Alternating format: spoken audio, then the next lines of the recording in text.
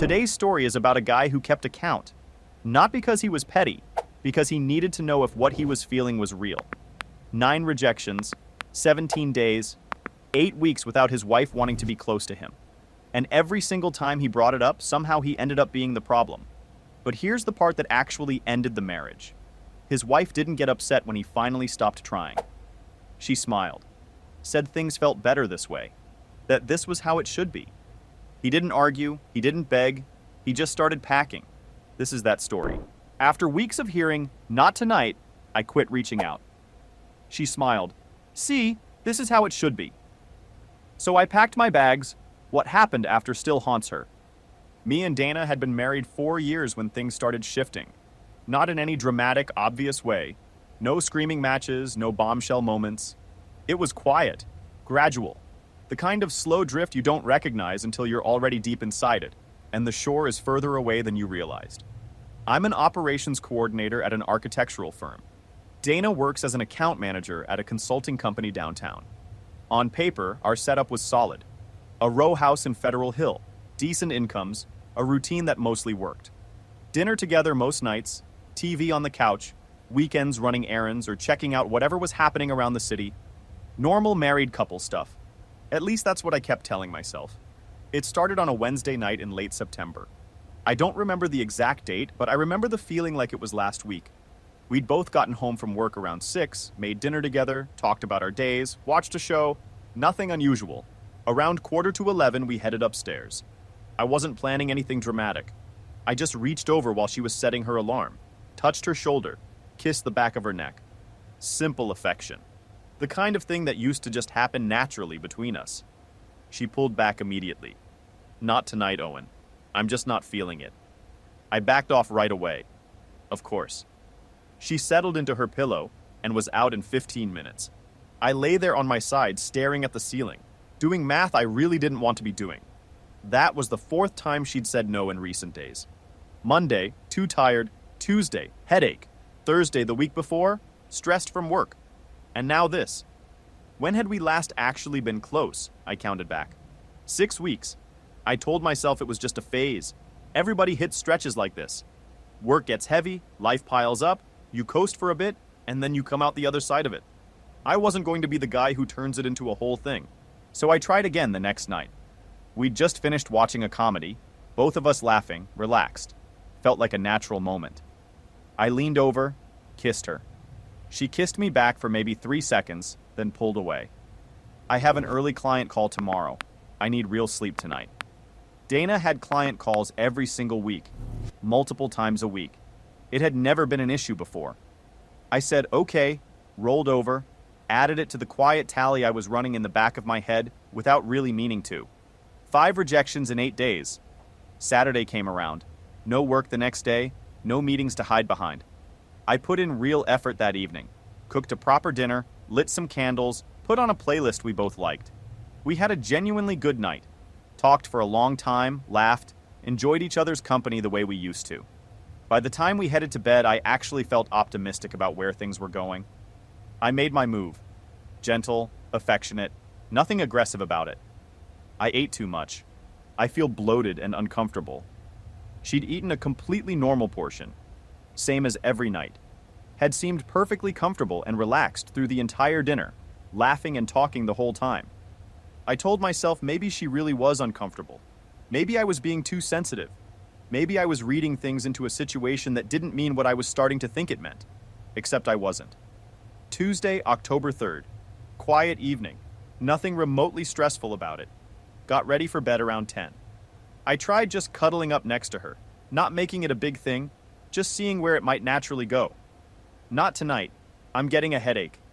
She didn't take anything for it. Didn't bring it up again. 20 minutes later, she was breathing peacefully, completely out. No tossing around, no sign of any pain or discomfort whatsoever. 7 rejections in less than 2 weeks. Almost 7 weeks without any real intimacy. And I was starting to see the shape of something I genuinely did not want to be looking at. Friday, October 6th. I decided to just be direct about it. Not confrontational, not emotional. Just honest. It had been over 6 weeks. That's not a normal stretch for a married couple unless both people are actually fine with it. We clearly weren't. Dana, it's been a while. I miss being close to you. Can we just talk about this? I'm stressed with the campaign launch. The campaign had finished 3 weeks earlier. She'd told me it went great, that the client was thrilled with the results. I sat with that for a moment. A successfully completed project from nearly a month ago was still generating enough residual stress to keep her husband at arm's length. That was the excuse. But here's what got me more than the excuse itself. She didn't just brush it off and redirect the conversation. She made me feel guilty for bringing it up in the first place. Like I was making it into something. Like wanting to be close to my own wife after 6+ weeks was some kind of unreasonable ask. Sunday afternoon, October 8th, I tried a totally different approach. Spontaneous, playful during the day. We used to love lazy Sunday afternoons together. Early in the marriage, it was practically a standing tradition between us. Owen, seriously, it's the middle of the day. That's weird. Weird. She called something we used to genuinely enjoy together weird. Like I'd suggested something strange instead of something that used to make us both happy. I filed that away and didn't push it. Wednesday, October 11th. 8 weeks. I needed to know if there was something actually wrong that I was missing entirely. Dana, is there something going on? It's been almost 2 months. If there's a real problem here, I want to fix it. You're putting too much pressure on this. That's why I don't want to. My fault. I was creating pressure by wanting to be close to my wife after 8 weeks. I was the problem, not the 8 weeks of being turned away. Me. Thursday, October 12th. I tried being as low-key as possible. Didn't reference the timeline. Didn't frame it as anything. Just a casual, easy approach, like it was nothing at all. I'm exhausted. Can we please just sleep? She'd been up until 1 in the morning the previous night watching some show, but tonight she was exhausted. Saturday morning, October 14th. Both of us well-rested. A fresh start to the weekend. I haven't even had coffee yet. Way too early. So, 9:30 in the morning was too early. The middle of the day was weird. Nighttime, she was always too tired.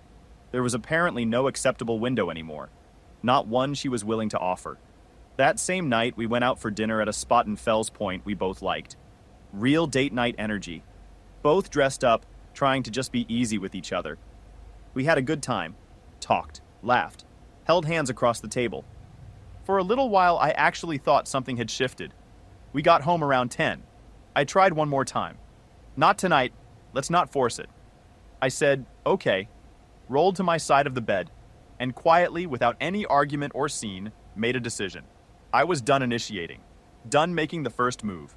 If Dana wanted intimacy in this marriage, she was going to have to reach for it herself. Because I was finished putting myself out there to be turned down.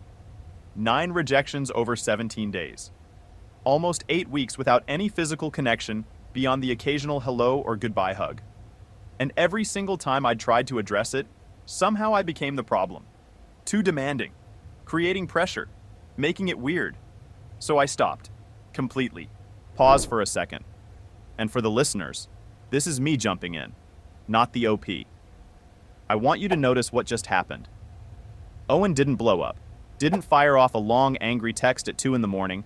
Didn't threaten to leave and then not follow through. He just quietly decided to stop trying. And that silence is the loudest thing a man can do in this situation. Most guys would have lost it by week 3. Owen made it to week 8 without folding. That kind of patience is rare. The problem is, Dana never noticed the patience at all, and she's about to show exactly how comfortable she is with him disappearing. Sunday, October 15th. I was pleasant, helpful around the house, normal as ever. We ran errands together, grabbed lunch, came home and watched a movie on the couch. Normal couple stuff in every way, except I kept my physical distance. No affectionate touches during the movie, no cuddling, no attempts at anything beyond just being in the same room. Dana didn't notice. She seemed completely comfortable with the new arrangement, like nothing had changed at all. Monday, Tuesday, Wednesday, same thing. We coexisted fine, talked about work, made plans for the upcoming weekend, figured out dinners. But I kept that wall up. Not cold, not visibly distant, just neutral. The way 2 roommates who got along well would share a space. She still didn't notice. Thursday night, we were watching TV on the couch. Dana put her feet in my lap, the way she always did when she was relaxed and comfortable. Normally, I would have rubbed her feet, let things gradually shift from there, tried to build some kind of connection out of the moment. This time, I just let them sit there in my lap. Didn't massage them. Didn't do anything. Just let them rest. She didn't react at all. Didn't look over. Didn't seem to register the difference. Just kept watching TV, completely at ease. That's when the picture really sharpened for me. She wanted me physically present in the room, but with zero expectation of connection attached to it. No effort from my side, no attempt at closeness, no ask for anything more than sharing the same couch at the end of the day. She didn't want a husband. She wanted a roommate who covered half the bills and didn't create complications. Sunday, October 22nd. We spent the whole day together.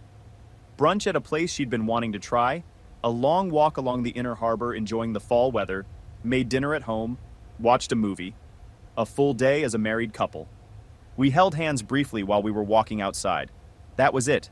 That was the total physical affection for an entire day spent together. And Dana seemed genuinely happy with that. Relaxed, pleasant, content.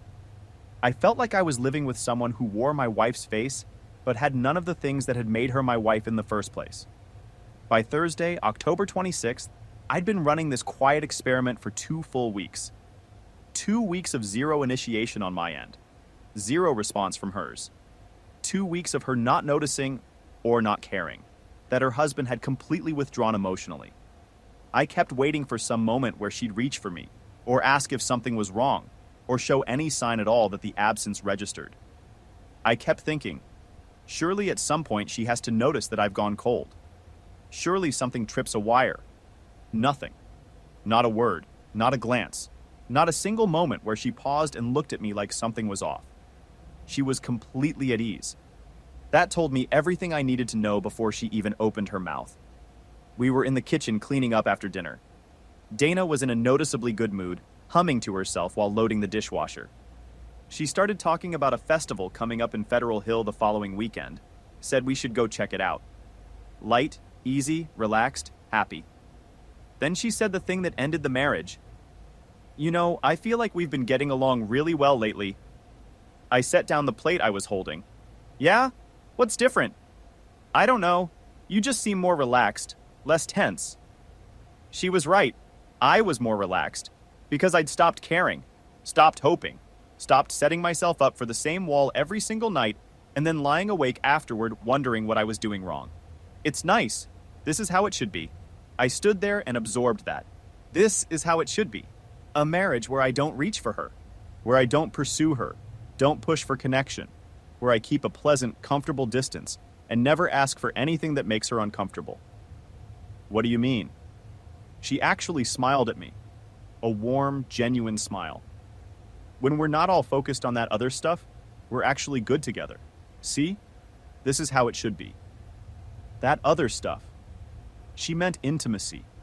She'd taken what's supposed to be a core part of marriage and reduced it down to that other stuff. The way you'd refer to something annoying and optional that you're glad to finally be rid of. And she was celebrating. Standing in our kitchen, humming, smiling, genuinely happy that I had apparently given up.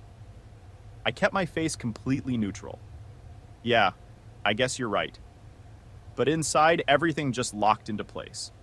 She didn't want a husband. She wanted a pleasant roommate who didn't make demands.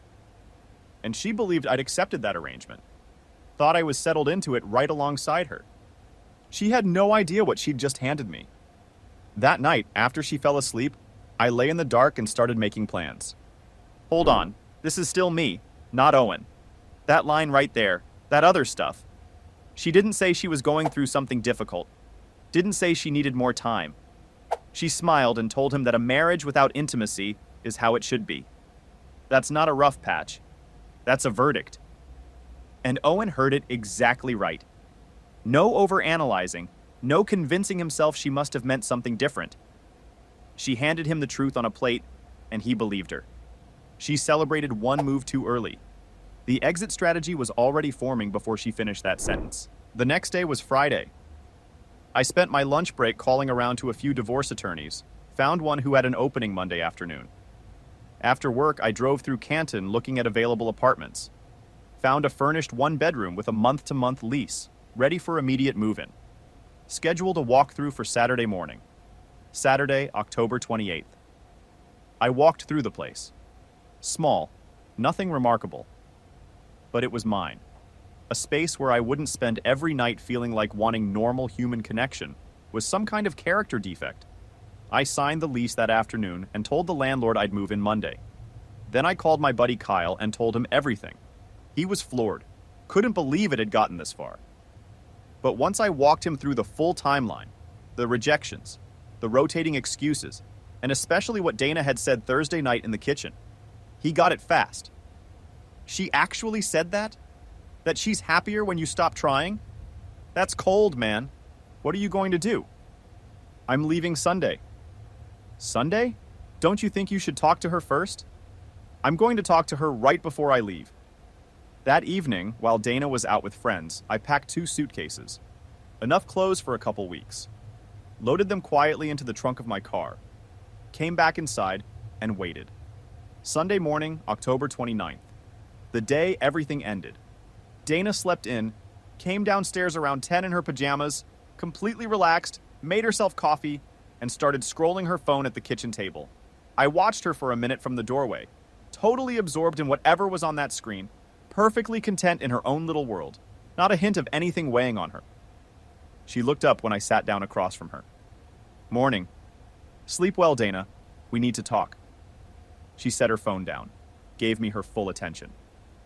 Okay, what's up? I'm moving out today.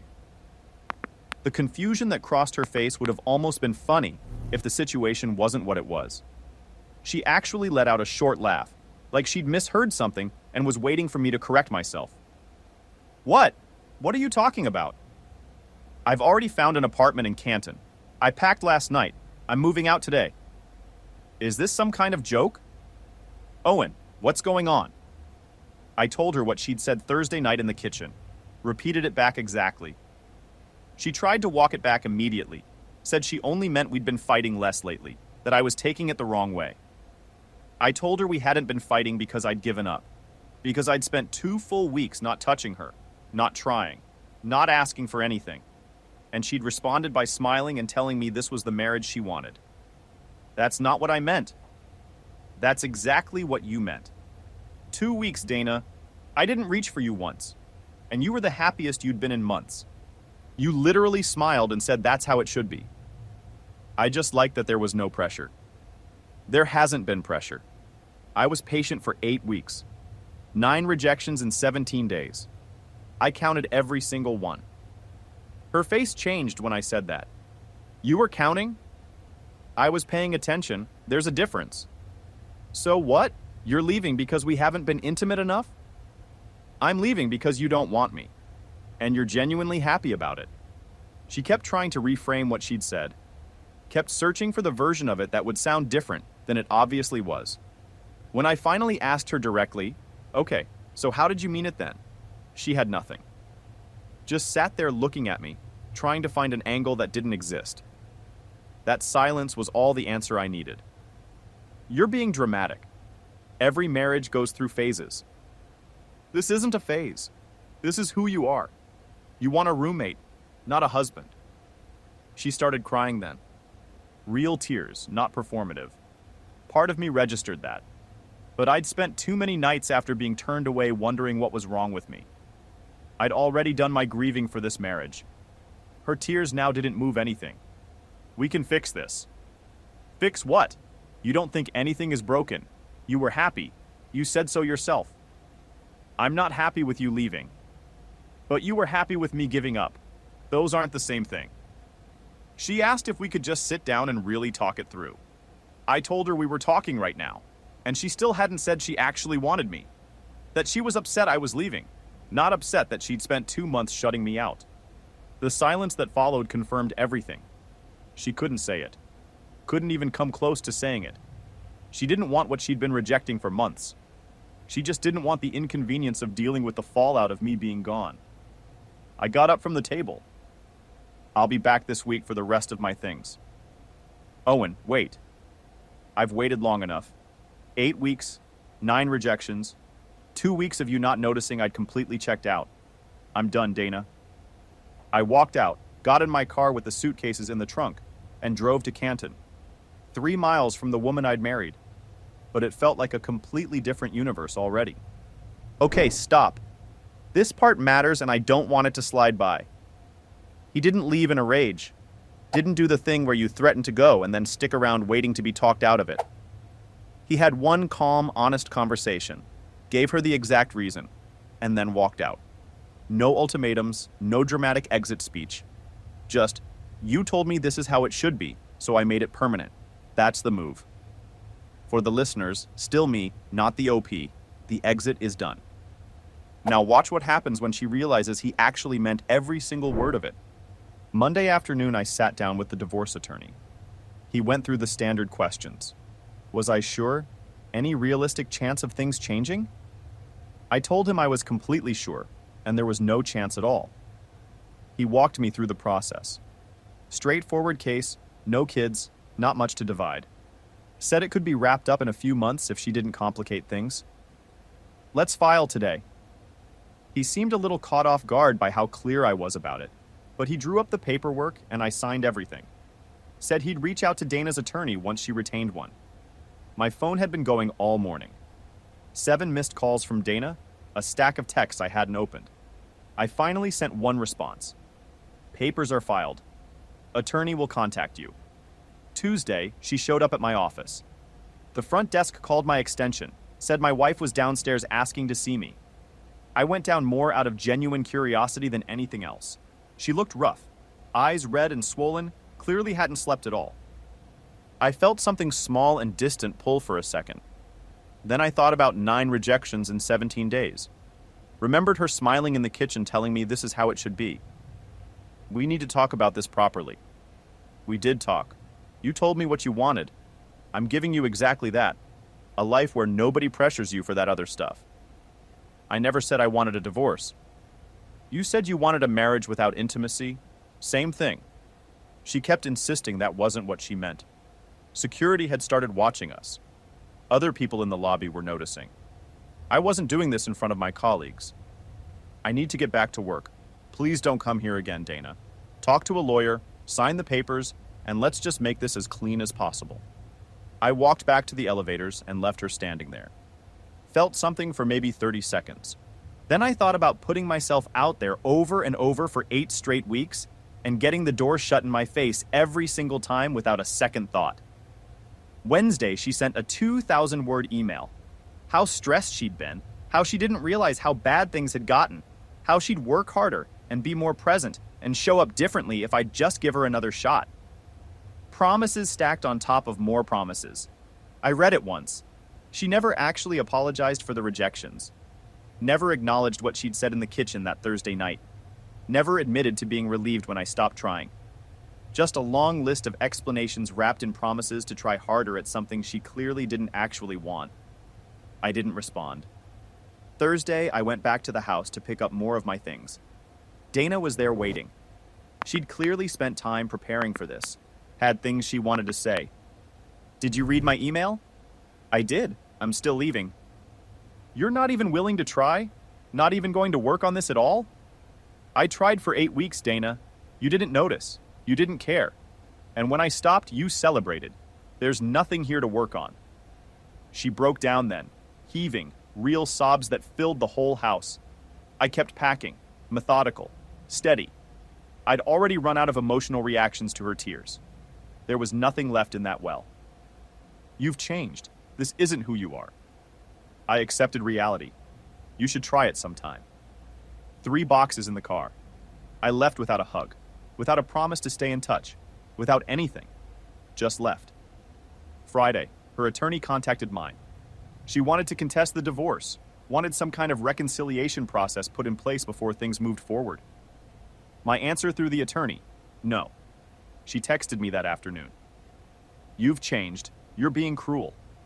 I responded one last time. I've accepted reality. You should too. Then I muted her number. Didn't block it, just muted it. Let her send whatever she needed to send. I just wouldn't see it unless I chose to go looking. Let me jump in for a second, because this detail matters. He didn't block her. He muted her. And that difference is everything. Blocking is reactive. It means she still has enough pull to make him want to cut the line. Muting is something else entirely. It's, I don't need to manage this anymore. She can talk into the void as long as she needs to. He's not angry. He's just done. And here's what nobody talks about. Going fully quiet on someone is more disorienting than any argument ever could be. Dana wanted a reaction, proof he still cared enough to be angry. He gave her nothing. Now watch what he builds. The first couple weeks in the new place were strange in a way I hadn't expected. I'd wake up in the morning and forget for a split second where I was. Then I'd remember. And instead of dread, there was just quiet relief. No lying there bracing for another rejection. No starting the day already calculating whether tonight might be different. No walking on eggshells or editing myself before I even got out of bed. Just my own space, my own pace, my own life. The first night I slept through completely without waking up at 2 in the morning. I almost didn't know what to do with that. It had been so long since rest actually felt like rest. My whole body had been on low-level alert for months, without me fully realizing it. Sleeping in a place where there was nothing to dread apparently makes a serious difference. I threw myself into work. Got a promotion about a month in. Something I'd been pushing toward for a while, but hadn't had the mental bandwidth to actually close while I was stuck in survival mode at home. Started going to the gym regularly again, which I'd completely let slide during the last stretch of the marriage. Reconnected with guys I'd fallen out of touch with. Started enjoying my actual life again instead of running a constant internal audit on everything I was apparently doing wrong. Kyle kept me loosely posted on what Dana was up to, even though I never asked. She'd started seeing someone not long after I moved out. Met him through her professional circle. She was posting a lot on social media. New beginnings, fresh starts, turning pages, all that. I scrolled past it once by accident and felt genuinely nothing about it. No jealousy, no satisfaction, not even much curiosity. I had genuinely, cleanly moved on. It surprised me, honestly. I'd expected it to sting at least a little. It didn't. That indifference was its own kind of confirmation that I'd made the right call. 3 months later, in February, the divorce was finalized. Quick and clean, exactly like the attorney had said. We split what little there was to divide. She kept the house. I kept my car and my peace of mind. Kyle texted me the day it was official.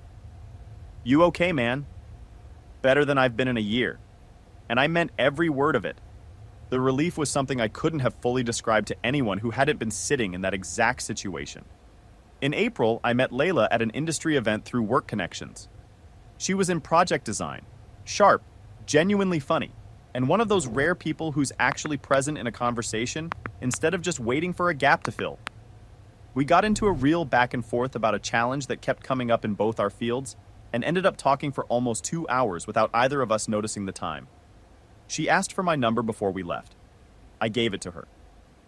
We went out the following weekend. The difference was obvious from the first hour. Layla was engaged, asked real questions, actually listened to the answers, followed up on things I'd mentioned 15 minutes earlier. When we said goodnight, she leaned into it and made it completely clear she was into it. No pulling back, no excuse about an early morning, no making me feel like I'd overstepped by wanting a decent goodnight kiss. Second date, she invited me back to her place. No games, no ambiguity, just 2 people who were actually into each other acting like it. Lying there afterward, I realized what I'd actually been missing. Not just the obvious part, but the feeling of being genuinely wanted, of someone choosing you on purpose, clearly, without hesitation, without making it feel like a negotiation or a favor.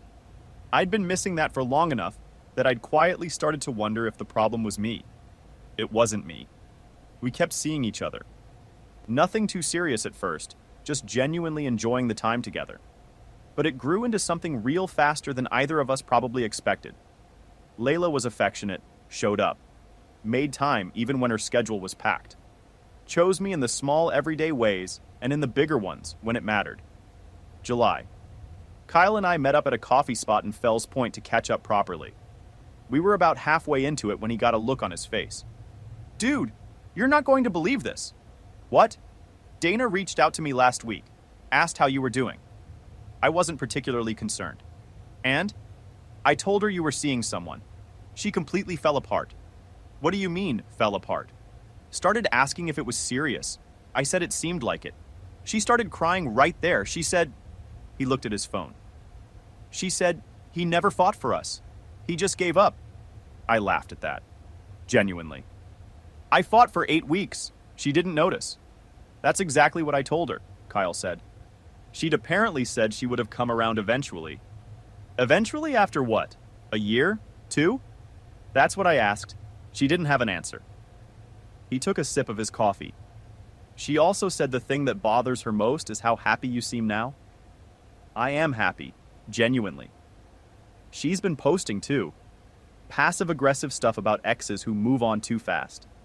In her mind, you were supposed to wait around, keep proving how much you wanted her by accepting whatever she gave you.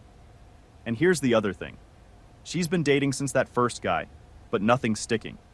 She tells people they're not present enough, too distant. They keep their emotional distance and won't commit. I sat back and let that sink in.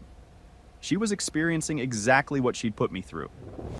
She posts about quality time and presence and all the things she never gave you, Kyle said. The universe has a sense of humor. Late July. Layla and I were walking along the inner harbor on a Saturday afternoon, holding hands, laughing about something completely stupid, totally in our own world. That's when I spotted her. Dana, maybe 20 feet away, standing completely still, staring at us. Layla noticed my expression change. You okay? Yeah, just someone I used to know. Dana walked over before I could redirect us. I could have avoided the whole thing easily enough, but I had nothing to hide and nothing to be ashamed of. I hadn't done anything wrong. I kept my voice completely easy. Dana.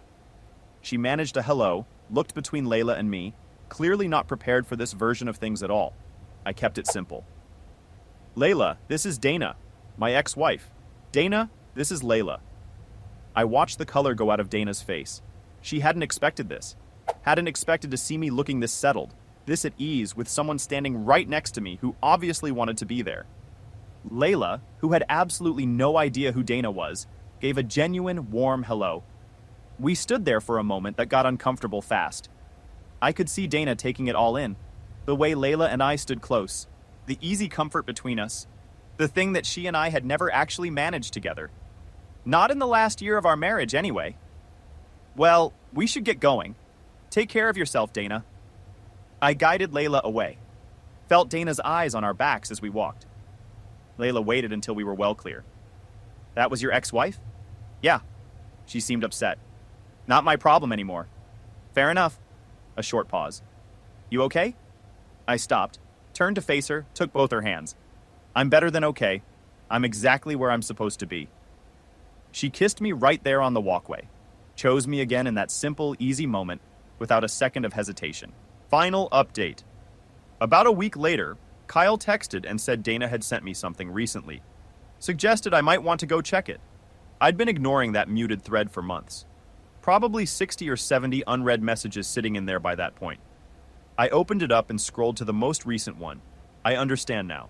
I'm sorry. I sat with that for a long time. Thought about responding with everything I'd been sitting on for months, laying out exactly what that whole stretch had cost me. How many nights I'd spent staring at the ceiling, wondering what was wrong with me. How far the constant rejection had worn into something I couldn't easily name. Instead, I typed one sentence. I hope you find what you're looking for. Her response came back almost immediately. I had it. I just didn't realize until it was gone. I read it twice, felt absolutely nothing. No satisfaction, no anger, no vindication, just nothing at all. She'd figured it out on the wrong side of too late. That was her thing to carry now, not mine. I didn't respond, blocked the number and deleted the entire thread. Closed that chapter for good. Dana wanted a marriage where I stopped reaching for her, where I didn't pursue her, didn't ask for closeness, where I maintained a comfortable, friendly distance and never made anything feel like pressure. I gave her exactly that, my complete and total absence. She celebrated when I stopped trying, smiled in our kitchen, and told me this is how it should be. So I made it permanent, gave her all the space she wanted. Turns out she'd never actually done the math on what that looked like long term. She had a man who wanted nothing more than to connect with her, who wanted to build something real. who kept trying for 8 solid weeks before quietly accepting what she was showing him. She made him feel like having completely normal human needs was a burden, chose comfortable avoidance over honesty, and now she gets to scroll through other people's lives and sit with that choice. The painful part, the part she probably can't fully admit to herself, is that nothing was actually wrong with the marriage. Nothing external broke it. No affair, no disaster, no falling out of love in some obvious way. She just stopped wanting to be close to her own husband, made him feel wrong for wanting that back, and then was genuinely surprised when he eventually believed her. She had her chances, 9 of them technically, across 17 days. Every single time she said no, then smiled when I finally stopped asking. So I gave her what she wanted, a life without me in it. What do you guys think? At what point would you have walked? And have you ever been on either side of something like this without fully realizing what was happening? Drop it in the comments. Dana got exactly what she asked for. A calm husband who stopped reaching, stopped trying, stopped making anything feel like pressure. She just never thought through the fine print. That version of the marriage eventually walks out the front door. The second she smiled and called intimacy that other stuff, the marriage was over. She just didn't know it yet. Owen didn't yell, didn't beg, didn't negotiate with someone who'd already made up her mind. He paid attention, made a plan, and gave her the silence she'd been asking for. Permanently. Drop a like and subscribe if this one hit close, and leave your take below. At what point was he right to walk?